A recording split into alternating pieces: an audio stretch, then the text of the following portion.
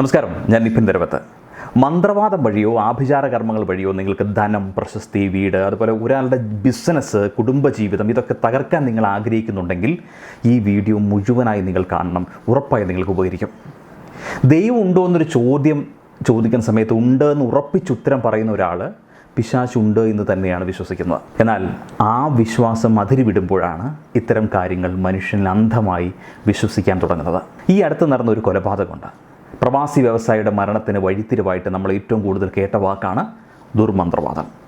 അവരുടെ മരണത്തിൻ്റെ യഥാർത്ഥ കാരണം എന്താണെന്നൊക്കെ നമുക്ക് നമ്മുടെ പോലീസ് ഉദ്യോഗസ്ഥർ അന്വേഷിക്കട്ടെ, അത് അന്വേഷണം വഴി വ്യക്തമാകട്ടെ എന്ന് നമുക്ക് വിചാരിക്കാം. ഇത്തരം കാര്യങ്ങളെക്കുറിച്ച് സംസാരിക്കുമ്പോൾ മതം എന്നത് ഒരു പ്രധാന ഘടകമായിട്ട് തന്നെ പരിഗണിക്കണം. കാരണം ഇത്തരം കാര്യങ്ങളുടെയൊക്കെ അടിസ്ഥാനം എന്ന് പറയുന്നത് മതങ്ങൾ തന്നെയാണ്. മതവിരോധം പ്രചരിപ്പിക്കാൻ, ആരെയും വേദനിപ്പിക്കാൻ ഞാൻ ഉദ്ദേശിക്കുന്നില്ല. ആദ്യം അത് പറഞ്ഞോട്ടെ. ലോകത്ത് ഒരുപാട് തരത്തിലുള്ള മതങ്ങളുണ്ട്. 4300-ൽ പരം. അതെല്ലാം പരാമർശിക്കാനായിട്ട് നമുക്കിവിടെ സമയമില്ല, അത് കഴിയുകയില്ല. ഏറ്റവും പോപ്പുലറായ 3 മതങ്ങളെ നമുക്കെടുക്കാം: ഹിന്ദുവിസം, ക്രിസ്ത്യാനിറ്റി ആൻഡ് ഇസ്ലാം. ഇവയിലെല്ലാം നന്മയുടെ പ്രതീകമായി ദൈവം എന്ന സങ്കല്പത്തോടൊപ്പം തന്നെ പരാമർശിക്കുന്ന തിന്മയുടെ പ്രതീകത്തെ കൂടി നമുക്ക് കാണാനായിട്ട് സാധിക്കും. ഹിന്ദുവിന് അത് യക്ഷിയും പ്രേതവും മർദ്ദയുമൊക്കെ ആണെങ്കിൽ ക്രിസ്ത്യാനിക്കത് സാത്താനും പിശാചുമാണ്. ഇസ്ലാമിന് അത് ജിന്ന്. പേരിൽ മാത്രമേ വ്യത്യാസമുള്ളൂ. ഇവയെല്ലാം തന്നെ തിന്മയാണ് റെപ്രസെൻ്റ് ചെയ്യുന്നത്. ക്രിസ്ത്യാനിറ്റി ഫോളോ ചെയ്യുന്ന അവരുടെ വിശ്വാസത്തിന് അടിസ്ഥാനപരമായ വിശുദ്ധ ബൈബിളിൽ സാത്താനെക്കുറിച്ചും അതിൻ്റെ ഉഗ്രരൂപത്തെക്കുറിച്ചും യേശുവിനെ ജനങ്ങളിൽ നിന്നും ഉന്മൂലനം ചെയ്യുന്നതിനെക്കുറിച്ചും എല്ലാം പരാമർശിക്കുന്നുണ്ട്. അതുപോലെ തന്നെ ഭൂതാചാടനം നടത്തുന്നതിനായി സഭ തന്നെ തിരഞ്ഞെടുക്കപ്പെട്ട പ്രത്യേക വൈദികരുമുണ്ട്. അതായത് എക്സോസിസം എന്നതിൻ്റെ വിശ്വാസത്തിൻ്റെ ഒരു ഭാഗമായി തന്നെ ക്രിസ്ത്യാനിറ്റി കൊണ്ടു നടക്കുന്നുണ്ട്. ഇനി ഹിന്ദുവിസത്തിലേക്ക് വരുമ്പോൾ അവരുടെ വിശ്വാസങ്ങൾക്ക് അടിസ്ഥാനമാകുന്ന വേദങ്ങളും പുരാണങ്ങളുമാണ്. അതിൽ വേദങ്ങൾ 4ആണുള്ളത്: ഋഗ്വേദം, യജുർവേദം, സാമവേദം, അഥർവവേദം. ഇതിൽ ഋഗ്വേദം ആത്മീയമായ കാര്യങ്ങളാണ് പരാമർശിക്കുന്നത്. ദേവസ്തുതികളാണ് ഋഗ്വേദത്തിലുള്ളത്.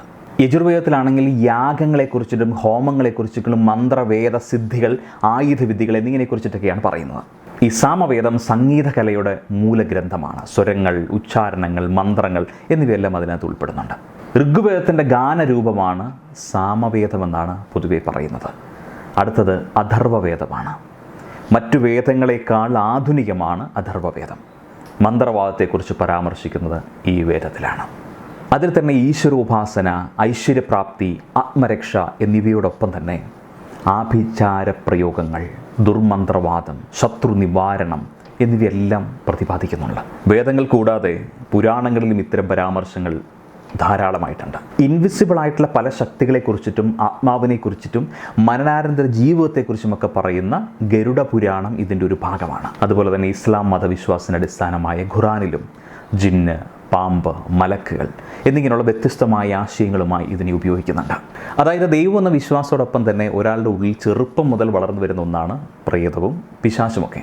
അതുകൊണ്ടാണ് ദൈവത്തിൽ വിശ്വസിക്കാത്തവർക്ക് ഇത്തരം കാര്യങ്ങളിലൊന്നും വിശ്വാസമില്ലാത്തത്. മനുഷ്യൻ മതങ്ങളെ സൃഷ്ടിച്ചു, മതങ്ങൾ ദൈവങ്ങളെ സൃഷ്ടിച്ചു. അങ്ങനെ വരുമ്പോൾ ഇതെല്ലാം മനുഷ്യൻ തന്നെ സൃഷ്ടിച്ചതല്ലേ? എൻ്റെ ഒരു സംശയമാണ് കേട്ടോ. ഇനി ബ്ലാക്ക് മാജിക്കിലേക്ക് വരാം. നമുക്ക് ചുറ്റും ഒരു പ്രത്യേക എനർജി നിലനിൽക്കുന്നു എന്നത് സയൻസാണ്. അതുകൊണ്ട് അതിൽ നമുക്ക് കൂടുതലായിട്ടങ്ങ് വിശ്വസിക്കാം. ആ എനർജി അല്ലെങ്കിൽ ഊർജം എന്നത് വെള്ളം പോലെയാണ്. അതിനെ ഏത് പാത്രത്തിൽ കൊണ്ടുവയ്ക്കുന്നു ആ രൂപത്തിലേക്ക് അത് മാറുന്നു. ഇനി അത് ദൈവികമാണോ അതോ പൈശാചികമാണോ എന്ന് ചോദിച്ചാൽ അതിനെ എന്തുമാക്കി മാറ്റാനായിട്ട് സാധിക്കുമെന്നതാണ് ഉത്തരം. ഉദാഹരണത്തിന്, വെള്ളം ദൈവത്തിന് മുമ്പിൽ പൂജിക്കുമ്പോൾ അത് ശുദ്ധജലവും തീർത്ഥവുമൊക്കെ ആയിട്ട് മാറുന്നു. എന്നാൽ അതേ വെള്ളത്തിൽ നിങ്ങൾ മുങ്ങി മരിക്കാൻ പോവുകയാണെങ്കിൽ അത് പൈശാചികമായിട്ട് മാറുന്നു. ഇത് തന്നെയാണ് എനർജിയുടെ കാര്യത്തിലും സംഭവിക്കുന്നത്. നിങ്ങൾക്ക് ഇതിനെ ഏത് രീതിയിലേക്ക് വേണമെങ്കിലും മാറ്റാൻ സാധിക്കും. ആരാണോ ഇതിനെ പ്രവർത്തിപ്പിക്കുന്നത് അതിനെ ആശ്രയിച്ചായിരിക്കും അതിൻ്റെ പരിണാമവും. അതായത് നിങ്ങൾക്കൊരാൾ ചെയ്ത സഹായത്തിന് മനസ്സറിഞ്ഞ് നിങ്ങൾ അയാളെ അനുഗ്രഹിച്ചാൽ അയാൾക്ക് നല്ലത് നടക്കുന്നു. അതുപോലെ തന്നെ മനസ്സിൽ വല്ലാതെ വേദനയും അമർഷവും വെച്ചുകൊണ്ട് ചിന്തിക്കുമ്പോൾ പലപ്പോഴും അത് മറ്റുള്ളവരുടെ ലൈഫിൽ വേദനകളും നഷ്ടങ്ങളും ഉണ്ടാക്കുന്നു. അതിന് പ്രത്യേകമായ മന്ത്രം ഉരുവിടണമെന്നൊന്നുമില്ല. അതായത് ഒരാളുടെ മനസ്സിൽ നിന്നും പുറപ്പെടുവിക്കുന്ന സൈക്കോകനറ്റിക് ആയിട്ടുള്ള ലോഡഡായിട്ടുള്ള ഇമ്പൾസുകളാണ് ഒരാളുടെ നന്മയും തിന്മയ്ക്കും കാരണമാകുന്നത്. എന്നാൽ അതൊരു ചെറിയ പോസിബിലിറ്റി മാത്രമേ ഉള്ളൂ. അതുകൊണ്ട് മാത്രം അതൊരാൾ നശിക്കുന്നൊന്നുമില്ല. ഇനി അങ്ങനെ ആരും പറഞ്ഞ് തെറ്റിദ്ധരിക്കരുത്. അങ്ങനെ ആയിരിക്കുകയാണെങ്കിൽ യുദ്ധം ചെയ്യുന്ന രാജ്യങ്ങളെല്ലാം ഇങ്ങനെ തന്നെ അങ്ങ് ചെയ്താൽ പോരെ? മന്ത്രവാദമൊക്കെ ചെയ്താൽ പോരെ, അവരുടെ യുദ്ധമൊക്കെ ഇല്ലാതായി പോലെ എന്ന് വെച്ചാൽ മറ്റൊരാളുടെ ചിന്തകൾ മാത്രമല്ല, ഒരാളുടെ സ്വന്തം ചിന്തകളും അയാളുടെ വിനാശത്തിനും നന്മയ്ക്കും കാരണമാകുന്നു. എന്ന് വെച്ചാൽ നിങ്ങളുടെ സ്വന്തം മനസ്സ് തന്നെയാണ് നിങ്ങളെ നശിപ്പിക്കുന്നത്. ഉദാഹരണത്തിന്, എനിക്ക് നിങ്ങളെ തകർക്കണമെങ്കിൽ മന്ത്രവാദമൊന്നും ചെയ്യേണ്ട കാര്യമില്ലെന്നേ. ഒരു ദിവസം രാവിലെ നിങ്ങൾ നിങ്ങളുടെ വീട്ടിൽ നിന്ന് പുറത്തിറങ്ങുമ്പോൾ തലയോട്ടിയും കുറച്ച് രക്തവും അവിടെ ഉണ്ട് എന്ന് കരുതുക. നിങ്ങളത് കാണുമ്പോൾ തന്നെ നിങ്ങളുടെ മനസ്സിനുള്ളിൽ കുറേ സംശയങ്ങൾ ജനിച്ചു തുടങ്ങും. മറ്റുള്ളവർ അത് മന്ത്രവാദമാണ്, കൂടോത്രമാണെന്ന് കൂടി പറഞ്ഞാൽ എല്ലാം പൂർത്തിയായി. പിന്നെ നിങ്ങളുടെ ജീവിതത്തിൽ എന്ത് ചെറിയ പ്രശ്നം ഉണ്ടായാലും നിങ്ങൾ ചിന്തിക്കുന്നത് ആ തലയോട്ടിയെക്കുറിച്ചും കൂടോത്രത്തെക്കുറിച്ചുമൊക്കെ ആയിരിക്കും. അത് തന്നെ നിങ്ങളെ ഒരു രോഗിയാക്കും. മനസ്സും ശരീരവും അസ്വസ്ഥമാകുമ്പോൾ പതിയെ പതിയെ അത് നിങ്ങളുടെ സാമ്പത്തിക മേഖലയും ബാധിക്കും, ബിസിനസ്സിനെയും ജോലിയും ബാധിക്കും. ഒരു പ്രത്യേക ഭയം നിങ്ങളെ പിടികൂടുന്നതിനാൽ തന്നെ എല്ലാം പ്രതികൂലമായി നിങ്ങൾക്ക് സംഭവിച്ചേക്കാം. ഒരു മന്ത്രവാദവും ചെയ്തിട്ടില്ല, എന്നാൽ ഒരു തരം മന്ത്രവാദമാണെന്ന് തോന്നിക്കുന്ന ചില കാര്യങ്ങൾ നിങ്ങളുടെ മനസ്സിനെ എപ്പോഴും വേട്ടയാടും. അത് നിങ്ങളെ നശിപ്പിക്കുകയും ചെയ്യും. എന്ന് വെച്ചാൽ ഇത് മാനസികമായ കാര്യമാണ്, അല്ലാതെ കൂടോത്രമൊന്നുമല്ല. നിങ്ങൾക്കെതിരെ മന്ത്രവാദം ഉപയോഗിച്ചാലും ഇല്ലെങ്കിലും നിങ്ങൾ സ്വയം നശിക്കുകയാണ് സംഭവിക്കുന്നത്. മന്ത്രവാദത്തിന് എന്തെങ്കിലും ശക്തി ഉണ്ടോ എന്ന് ചോദിച്ചാൽ ഞാൻ ഈ പറഞ്ഞതാണ് അതിൻ്റെ ഉത്തരം. അടുത്തത് പ്രേതബാധയാണ്.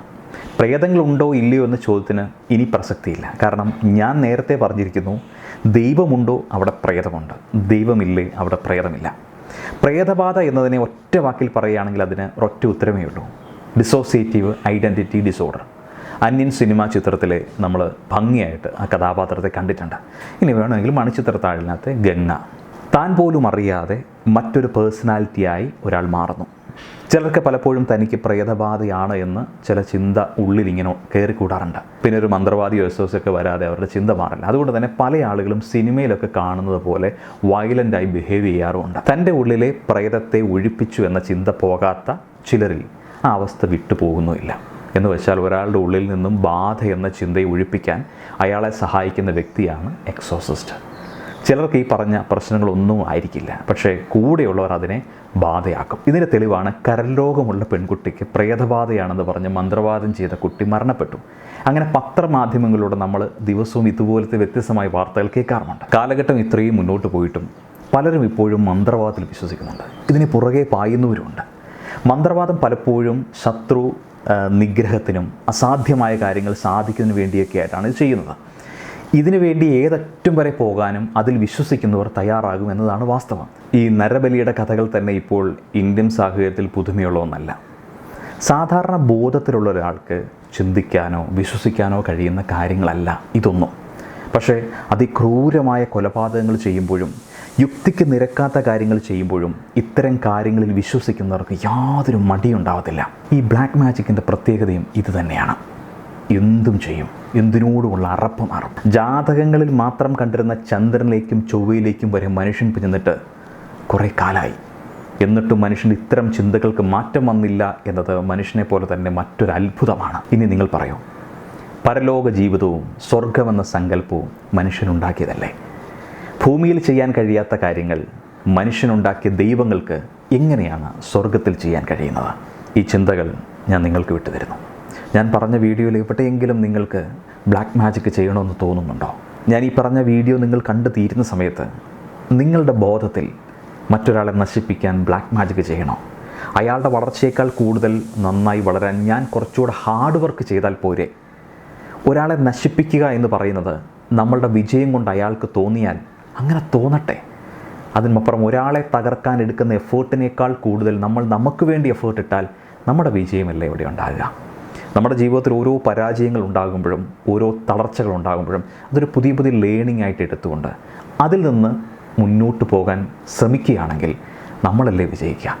അല്ലെങ്കിൽ മറ്റുള്ളവർക്ക് വേണ്ടി ഇത്തരം കാര്യങ്ങൾ ചെയ്ത് പത്രമാധ്യമങ്ങളിൽ പടങ്ങൾ വരുന്ന മന്ത്രവാദം ചെയ്ത് പിടിക്കപ്പെട്ട ആളുകളായി നിൽക്കേണ്ടി വരില്ലേ? അതുകൊണ്ട് നമുക്ക് എന്ത് മേന്മയാണുള്ളതെന്ന് ചിന്തിക്കുക. Thank you.